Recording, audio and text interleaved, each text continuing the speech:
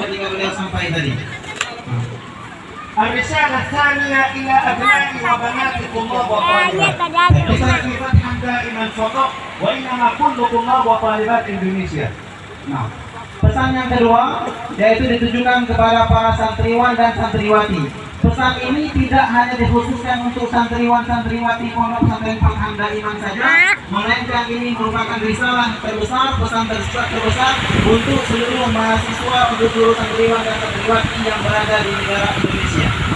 أقول لك يا ابني إن حفظ القرآن ليس أمرا سهلا وليس عطية طبيعية الله يعطيها لأي إنسان، لا، إنما الذي يعطى القرآن الكريم من اختاره الله، ثم أورثنا الكتاب الذين اصطفينا من عبادنا.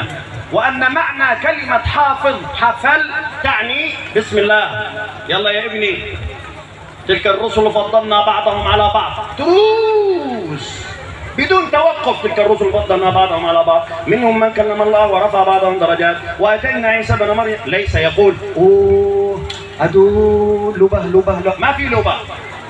القرآن ما في لبه، القرآن نهر جار يتثبت في القلب بكثرة المراجعة وبكثرة القراءة وبالتعهد. وأنا أتعهد إن كل من يختم القرآن في فتحا دائما أن أحضر من أي مكان بكوكب الأرض إلى هذا المعهد أكرمه بنفسي. Beliau mengatakan pesan yang kedua untuk santriwan dan santriwati bahwa menghafal Al-Quran itu bukan perkara yang mudah, bahwa penghafal Al-Quran itu adalah orang-orang pilihan, tidak sembarang orang bisa menghafal Al-Quran. Maka oleh karena itu ketika kalian sudah sudah mencoba untuk menghafal Al-Quran, maka jangan sekali-kali kalian meninggalkan apa yang kalian hafal, karena ikatlah hafalan kalian itu dengan kuat, karena nanti akan mewariskan segala kebaikan dari Al-Quran tersebut. الذي سيحفظ القرآن في فتحا دائما أنا سأحضر مخصوص لتكريمه. Nah, beliau berjanji bahwa dia di waktu-waktu yang akan datang ketika diadakan lagi wisuda untuk tahfidzul Quran, beliau akan hadir biidznillah taala, akan menyerahkan hadiah yang istimewa untuk para wisudawan dan wisudawati. Allahu Akbar. أما الرسالة الثالثة، adapun pesan yang ketiga, أنا تطواف في إندونيسيا، أمر جاوا، سومطرة، كليمنتان، جاوا الوسطى، أمر كثيرا جدا.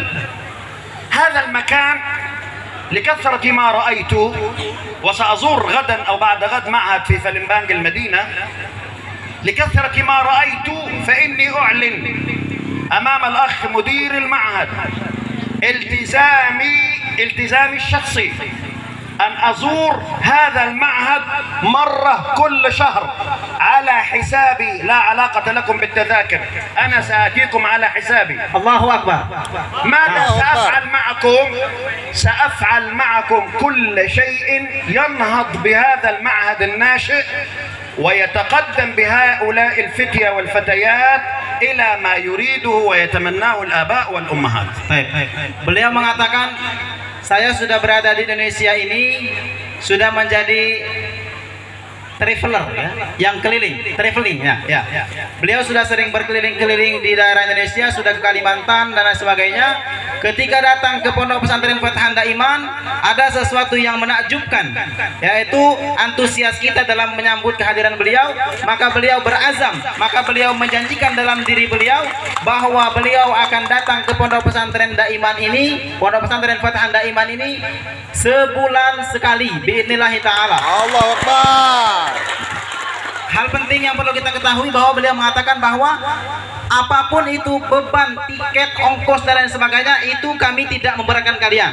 Yang pertama. Kemudian yang kedua, perkara apapun yang bisa memajukan Pondok Pesantren Fathan Daiman, kami akan berusaha untuk menggerakkannya semua itu. Allahu Akbar. يتفضل الأخ المدير بوضع الجدول وأنا جاهز إن شاء الله. نعم. أنا جاهز يوم السبت والأحد كل طوال العام لزيارة معهد فتحا دائما مرة كل شهر بإذن الله رب العالمين. نعم. أما الأمر الثاني، الذي أريد أن أهديه إلى هذه القرية، فهو وفرصة معنا رئيس المنطقة موجود والإخوة رؤساء القرية.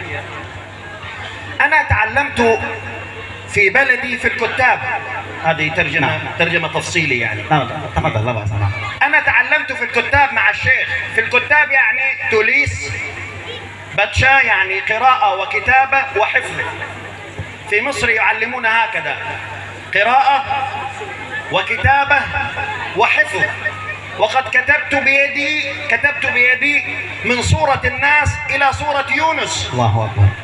كتابة دون ملل ونحن صغار، والشيخ يعني عينه ضعيفة، ثم ينظر الشيخ إلى الأخطاء، كل خطأ بضرب.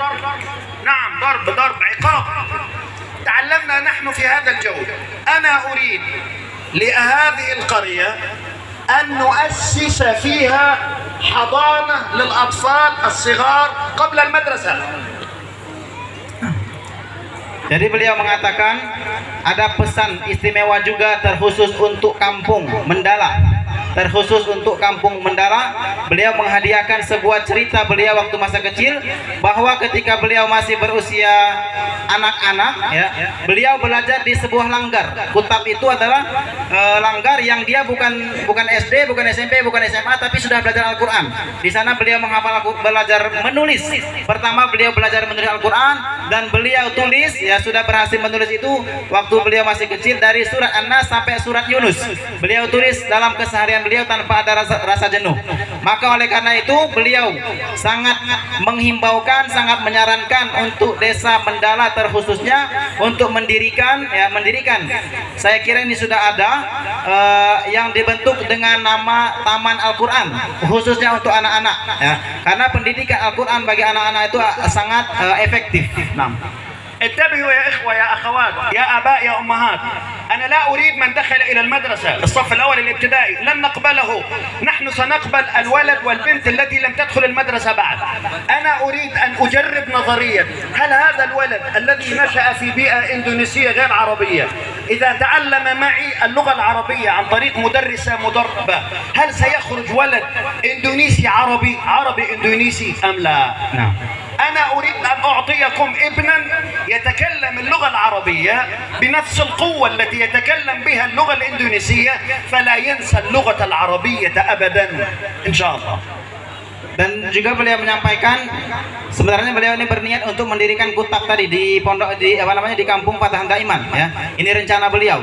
Dan di dalam kutab tersebut, dalam langkar atau pendidikan Al-Qur'an untuk anak-anak itu, beliau juga pengen mengadakan pendidikan bahasa Arab khususnya untuk berkomunikasi untuk usia anak-anak. Dan dalam lembaga tersebut beliau tidak menerima anak yang sudah masuk SD. Beliau tidak menerima anak yang sudah masuk SMP. Artinya beliau masih sangat mengharapkan anak-anak yang masih kecil ya untuk dididik belajar Al-Qur'an dan belajar bahasa Arab. Mengapa demikian?